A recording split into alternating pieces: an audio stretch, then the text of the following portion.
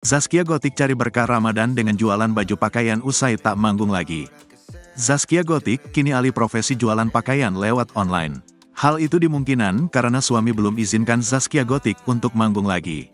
Maka sekarang Zaskia Gotik mengisi kesibukannya dengan menjual pakaian secara online. Pedangdut bernama asli Surkiani itu tampaknya akan banting setir jadi seorang wanita pengusaha. Belum begitu lama Zaskia Gotik memulai merintis bisnis baru di bidang fashion. Ibu dua anak tersebut kini sedang fokus berjualan pakaian hingga jilbab. Ada beberapa macam produk yang telah dikeluarkan oleh brandnya sendiri, yakni Zaskia Gotik Collection. Mulai dari gamis, pajamas, mukena, hingga jilbab premium berbagai motif. Melansir pantauan Banjarmasin Post melalui IG Story @Zaskia_Gotiks, Minggu, tanggal 17 Maret tahun 2024, Zaskia Gotik banjir orderan. Pajamas dan koleksi jilbab Zaskia Gotik laku keras di bulan Ramadan.